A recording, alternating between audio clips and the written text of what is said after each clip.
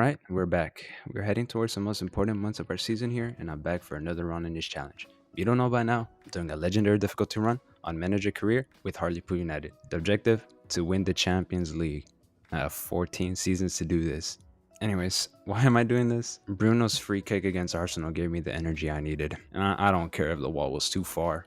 They really question everything we do. The last time I played, we tried to turn things around by getting the chemistry up with our players. Malino finally gets his role in the starting 11 again. However, for that, we needed to sell one of our players.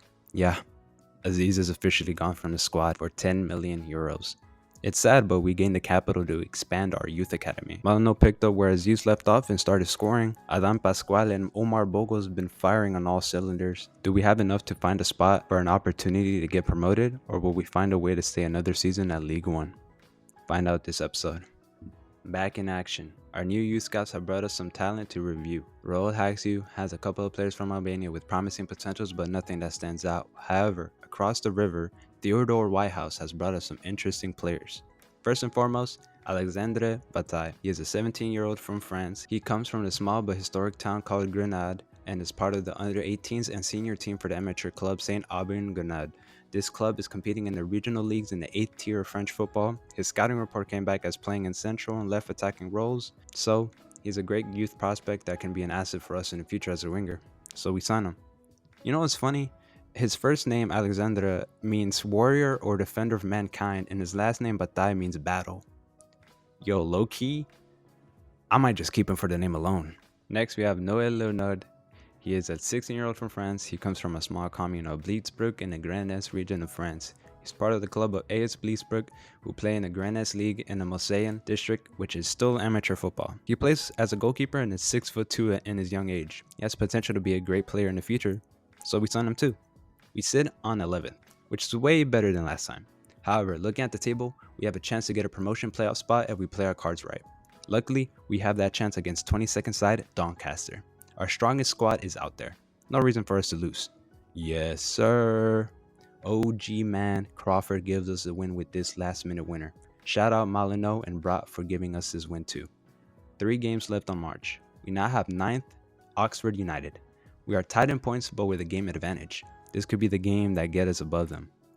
And a Malino brace seals us those needed 3 points. Malino, what a guy. Losing his starting role just to come back stronger when we needed him the most. We are inching our way towards the top. Another big game against 5th place Portsmouth. They sit in a promotion playoff spot. A win here means that we get in the top 6. Yeah, we need that. So we play. Alright boys, we all know what's at stake here. We need to rely on each other. We need to keep that confidence that got us in there in the situation. We are in a strange town. Shout out though. Shout out for them traveling fans that decided to take that 6-hour long trip to be here. 3 points is all I'm accepting. Get out there and win. We get our chance quick after kickoff. Pascual robs for Almada. Malino dribbles and passes back to Almada. He goes on a great solo run. Finds space to shoot and he puts it wide again. What's with him and hitting it wide? We need to work on your finishing, young man. Portsmouth understood the risk of letting us attack, so they go on their counter. A crazy pass from the player gets him through on goal against Brat, but Brat makes the save. His anticipation is amazing. What a grab. In the 20th, we finally get our counter. Barry intercepts the ball for a pass to Malino. He paces slowly to find Almada. To Bogle.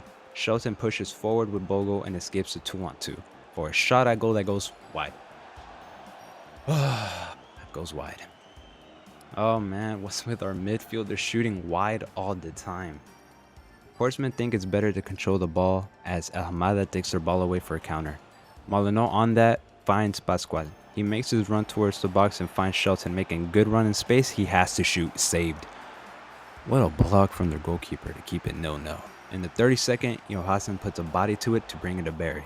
He finds Shelton for another iconic counterattack. Bogle makes his run and Shelton times it perfectly over the top. Bogle has nothing but clear space as it brings the lead for us 10 minutes before halftime. The away fans are celebrating as we make the perfect counter. We found our OG striker to get us on top. Let's keep it going.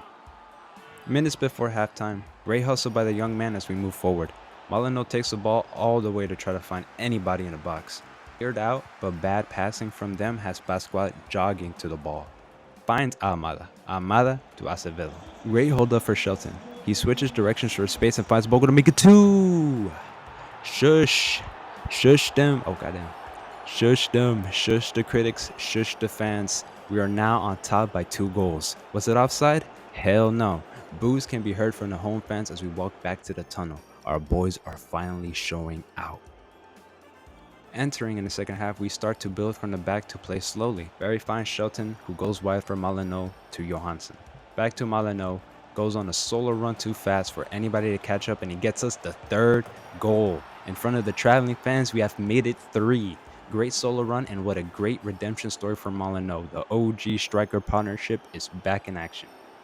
We cannot celebrate too early though, as Portsmouth push as much as they can. Perfectly placed passes find them in man coverage situations. Their dribbling to maintain is amazing. However, even with all that flair, Soler makes the all-important tackle to get it out of there. Our teenage fullback duo have matured. Great defense, however, Portsmouth keep pushing as in 10 minutes later, Soler gets beat as a shot gets saved by Brat to keep our clean sheet. We need to bring our veteran Sterry to calm things down. From their corner, we go on our fast counter-attack. Acevedo steals the ball away to start running up the field. Great solo runs ends as he runs out of stamina and the shot gets saved. Rebound finds Johansson on the left for another cross. He picks out Acevedo again and that gets saved too. Now they go on a counter. Shelton tries to cover but they just made him look silly here. Sterry tries to cover that space but they also evaded him. Not even Barry can get in there but a heavy touch finds Brat. This is getting heated. Portsmouth are desperate in their attempts but our great defense has gotten us all the important 3 points and a clean sheet. Listen to the stadium. Cheers and boos are everywhere as both fans know how important it was to win today.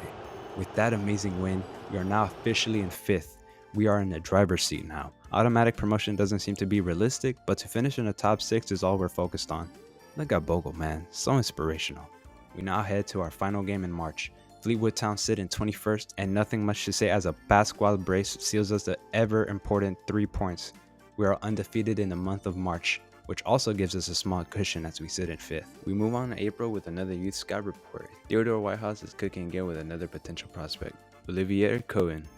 He's 17 from France. He comes from Montbard in the Bourgogne-Franche-Comté region of France. Small commune as he plays on the left and central side of the senior team of Montbard Venere football in the 9th level of French football. Holy crap, that's a mouthful. Oh, dude, reading French is hard. Man, this guy's good. He ends up being 62 overall, and he can play anywhere on the wide or central field. With Bataille on the left, I will hope that Cohen can play on the right. His 5-star weak foot, high attacking, and high defending work rate will make him a perfect winger from either side. I cannot wait for when Bataille and Cohen take the field together. We now move on to our next game of the season. We have 5 games this month, and we started off against Charlton Athletic at home. Pascual scores, but we let them win it late as they take all 3 points against us. That puts us out of the top 6 for now. Luckily, we got a game against Lincoln City, who are 24th.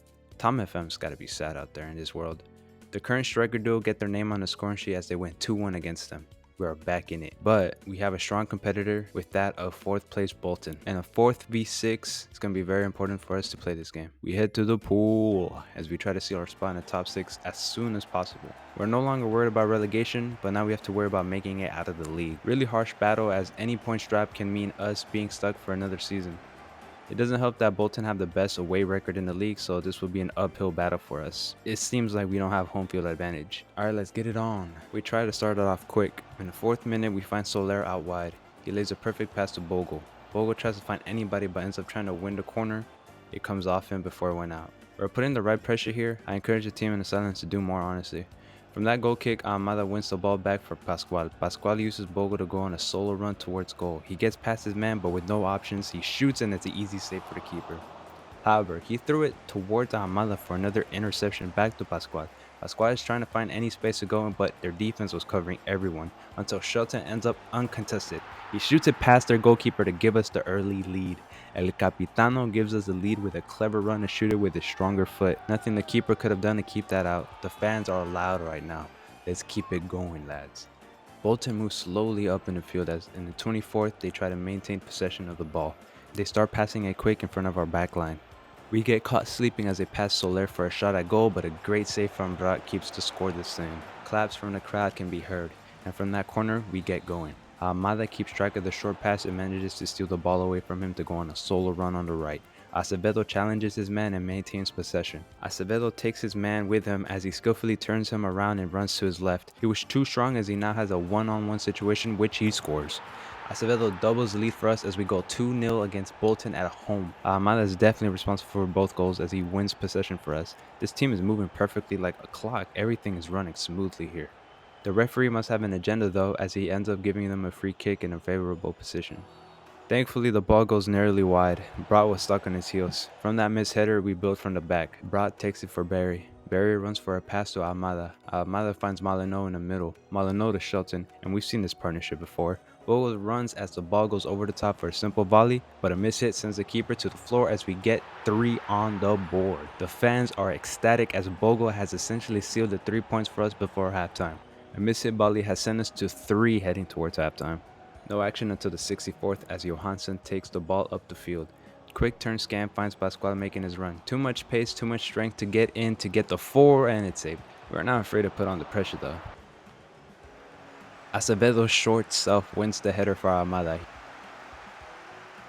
He runs for Pascual and the shot goes wide. But I gotta give props to Almada.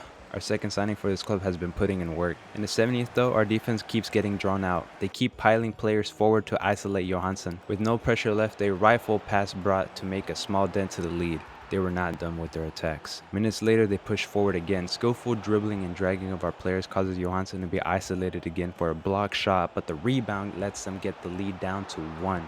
2 goals in 5 minutes is not great. We are looking at drop points if we don't handle this lack of concentration quick. We immediately change the plan of holding the ball as we see the game through with a 3-2 victory. 3 points is 3 points no matter how we get it. So we carry that momentum with us against Plymouth Argyle with a 2-1 loss. Pascual keeps scoring constantly, but we drop another 3 points. Things aren't looking good as we head out to our last game in April against AFC Wimbledon. Molyneux and Almada wins the game for us as we see the result through in the end. And just like that, we head into the final month of the season sitting in 4th. I know I said that automatic promotion will not be realistic, but it seems like we're only potentially 6 points from 2nd. However, we cannot be too ambitious as we need to focus on promotion regardless if it's automatic or through playoffs. We sit in the middle of a race for a promotion playoff spot. Like I said earlier, we're now in the driver's seat. We cannot ease off of the gas just yet. We first check out our new potential youth prospects as our scouts bring their final reports in. Roel Hakshu has brought me several candidates. Firstly, we look into Nekšat Sukai. Nekšat Sukai is a 16-year-old from Albania. He primarily plays as a left back and he has a high ceiling for his potential. He is from a town named Puk and comes from the club of KS Sterbuni Puk in the 3rd division of Albanian football. We definitely have to nab him up. Next, we have a 17-year-old from Albania named Jetmir Sulaj. He's from a town called Bilist and he plays for the KF Bilist in the 2nd tier of Albanian football. He primarily plays on the right and sometimes central forward, but he seems like another great asset as his speed seems to be his strongest ability. I think he may have found the cream of the crop in Albania though. Skender Tare is a 15-year-old prospect. He comes from Kuchov in the central part of Albania. He plays for KF Neftari Kuchov, which plays in the 3rd division of Albania football. He is tall though, standing at a whopping 6'6".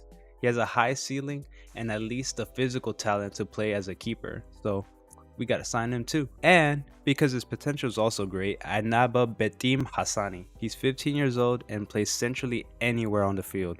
He's from Pekin, and he is a prospect over at KF Shkumbini Pekin in the 3rd tier of Albania. He's big at 6'2", so I'm sure he could be an asset for us as he develops. Alright, let's look at these talents. Skender Tare comes in at a 63 overall. The sky is the limit for this guy, as he has 3 years to develop well, honestly. Nekšat Sukai ends up being a left wing back at a 53 overall. His potential is at its highest, so I would develop him to be a right back since we got some veterans reaching 30 in those positions. Betim Hassani ends up being a CDM with a secondary position at center back. Center back doesn't seem to be a strong suit though, so I'll make him a CM. Next is Jetmir Sulaj. He ends up being a winger on both sides at 58 overall. He's going to be a right midfielder to make him an all-arounder. The transfer fund from Aziz has kickstarted our youth academy factory. We'll be producing wonder kids like it's La Masia. Well, we only got 2 games left of the season. With the teams above us having already played their final games or about to be, we're now in prime position to finish as high as 3rd. The only way to get automatic promotion is for Birmingham City to lose their remaining games by a lot of goals, and for us to score a lot of goals in our remaining games too. I don't think it's happening though. And so with that, we face 14th place side Wigan Athletic. Given the opportunity to give ourselves a favorable matchup for the playoffs, we lose 2-1. but we can still play for 4th. We have a favorable matchup against 23rd side Bradford City. Oh look, Nicky Featherstone is confirmed retiring after this season, and he talked about getting involved with his possibly last home game. Who am I to say no to a former captain? You have the honors. Take the captain's armband and lead this team to their victory. We now head to the pool. Everyone's anticipating an exciting game as they hope that Hartlepool United end up in a playoff spot today. Bradford City are already relegated, but I'm sure they would want to bring sad news to our fans as well. Don't get distracted, boys. Keep calm and we'll win this game. As they try to get their footing in the game, Nicky Featherstone, our captain, makes the tackle to start our counter. Pascual goes wide to find Acevedo. Acevedo ends up going inside to find Pascual again. Pascual patiently waits for an opening. El Capitano makes his run, and he shoots to score! On his retirement game, he scores in the first 3 minutes of the game. The crowd goes wild as he scored his first goal for us in the league. Holy crap. This is my former captain right here. What? He probably took some drugs or something to perform something like this. I haven't seen him play like this since last season. However, in the 27th minute, they have a corner. They decide to take it short and move quick. Buries the last line of defense. His strength isn't enough though, as he slots it past Brad to tie the game up. The boys must be furious with themselves. It's 1-1. Moving on, Acevedo takes it up to the right and gets trapped, so he finds Bogle. Bogle tries to play Pascual, and when he does, Pascual takes too much time trying to shoot that it gets closed down and saved. We get a corner though. Acevedo tries to find Pascual, but it gets cleared to Bogle. Bogle turns to find Shelton. Block shot lands on Featherstone, who decides to flick a pass to Molyneux. Molyneux, with no hesitation, brings us the lead for the match. Keeper gets ahead to it, but it's not enough, as the powerful left-footed shot goes past to the bottom right corner of the goal. The home crowd are going wild. We keep responding quickly as we try to control this match.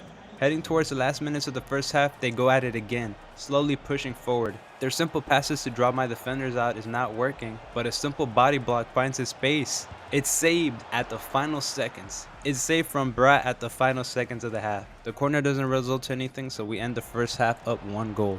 Yo, Nicky Featherstone retirement game is going crazy. 1 goal and 1 assist. I might as well keep him in the field, man. He could probably ball out more. My intuition is correct as he goes on a solo run as soon as we kick off. He tries to find Pascual, but it gets intercepted. Pascual's agility lets him recover that loose ball though. He finds Shelton, he shoots, but it's saved for a corner. So close, that one. We keep trying to push and we get another chance. Their keeper throws it to one of our own. Shelton finds Featherstone for Odosina, scans and back to Shelton. Shelton turns and sees the space to crack one from distance. Saved. And off the post from the back. What a save, but we still got a corner to play. Acevedo takes the corner. We've seen what he can do. Hits it. Pascual uses his big body to head it home for 3. I cannot state this enough. This 17-year-old is dominating these professionals like it's nothing. What a free agent grab.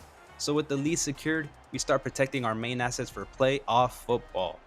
Standing ovation is made for Molyneux as he gets subbed off. He has definitely turned his season around quickly, and I couldn't even be more proud.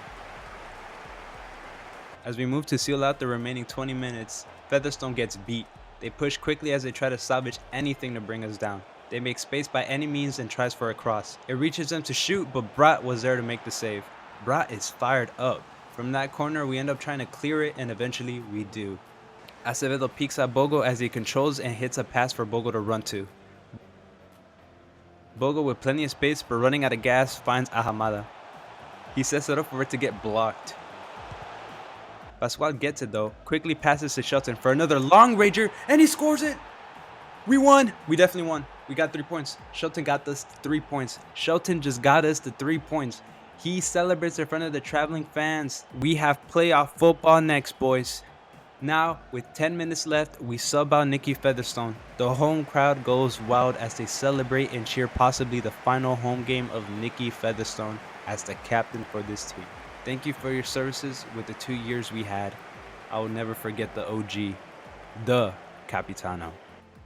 And to make things even sweeter, Bogle gets up there for Shelton and pass it back to him. He finds Crawford sprinting as he uses his energy to pass it across for Pascual, who scores his brace. Unselfish play by Crawford has definitely destroyed the dreams Bradford City had. We are not looking back now.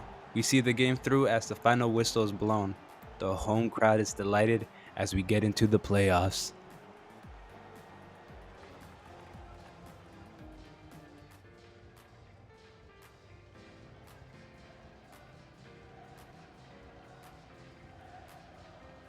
Well, let's check the end of the regular season stats. Bogle and Pascual missed out on the League One Golden Boot by several goals. Another year for Bogle in second place. Shelton also misses out on his individual trophy as he needed one more assist to tie for first. Nice to see Ahmada and Acevedo tied with 7th though. Sadly, Brat is near the bottom in clean sheets, but I don't blame him much. I suck at defending. Moving on, we have a couple of prospects from the academy that want in on the first team. First is Jordan Heath, local lad, born and bred in Hartlepool, and the second is Stefan Anderson. Since Featherstone regressed so much, Jordan Heath will take his place on the bench as he will be experiencing first team football at its highest level for us. The best ability is availability. Nauru Amada is that player this season with the most appearances. His stats aren't that great, but he has made a great impact on the field. Shelton was the main provider for this team, so all Ahamada had to do was win that ball back. Shout out Barry though. He came from free agency and put in work. Definitely not our best defender out there, but was a solid option. Timmy Odesina and OG.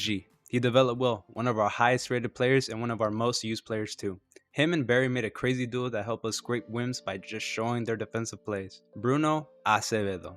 He came to this team as an emergency signing for Joe Gray, but he has proven himself to be better. Still being a teenager from Brazil, he competed against a lot of physical battles in the English league and still put in work with his 7 assists. Mark Shelton, an OG, our new captain. He has taken up the mantle well, leading the team in assists with 11 and leading this entire squad towards playoff football is definitely just an incredible feat. Philip Johansson. He came to this club as a kid and it turned him into a man. He may have had his ups and downs and there are definitely things he needs to develop in and improve on, but 4 goals and 3 assists for a fullback is great, especially coming from a 17-year-old. Omar Bogle is a goal-scoring machine. I relied on him last season and I doubted him by mistake as I held him back from what he could have produced this season. He still finished second for the league's Golden Boot and is our second highest scorer with 22 goals. The other half of the OG striker duo though, Luke Molyneux. He struggled to find form in the beginning of the season. He lost his spot and got replaced with a 17-year-old. This fueled him as he put in work until he got his spot back. Aziz left and Molyneux stepped up. Adan Pascual. I was originally looking for a backup striker for Molyneux and Bogle, but I ended up finding a gem. Leading the team in goals with 23 and finishing the season with a 7.2 rating proves to show that this kid is the future for us. Quentin Brat. He came in to replace Killup and he's done a solid job. He's had miraculous saves to help us win 3 points time and time again. He was definitely the solid option to have between the sticks. OG Tom Crawford. Crawford stepped up to be a solid bench option too, and I couldn't have asked for more. Jamie Sterry. OG lost his role later in the season by Soler. He's reliable as always as I make sure to replace Soler if he makes any mistakes. Roberto Soler. I wasn't even trying to find another fullback, but to hear that he may have the same abilities or even better than the ones that we have on the team, I had to get him. He ended the season with being our first option. David Ferguson lost his position as soon as Johansson joined the team, so his impact is sort of forgotten. A decent bench option. OG of the OGs, Nicky Featherstone. In real life, this man is still playing for Hartlepool United, but in this save, he retires early. I hope that we could win a trophy before he leaves this club. Moving on to Lewis Cass. He was a free agent signing to bring depth to our squad and he's played decently. No major impact as he mostly stayed on the bench, but we'll see what else he can show for this team in playoff time. Javi Marquez. He came back to our squad as another option for center back, but also minimal impact. Maybe a loan can bring him back to challenge the starting role. Olafella Olamala, Patrick Boyes, and Marcus Carver have probably played their last season with this club. Minimal impact and nothing to write home about.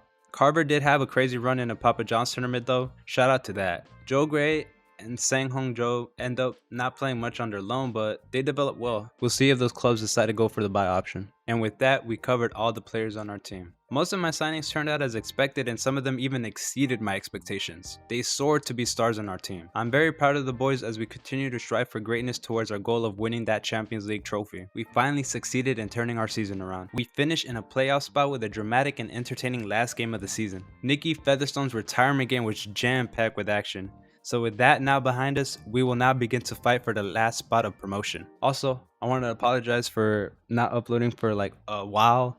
I got sick and I got busy and those things don't mesh well. So I was in the sidelines for a bit. But, you know, that's everything. All that's left to do is finish the season strong and win promotion. Thank you for reaching this far into the video and I hope y'all watch the next one when it goes up. Thank you.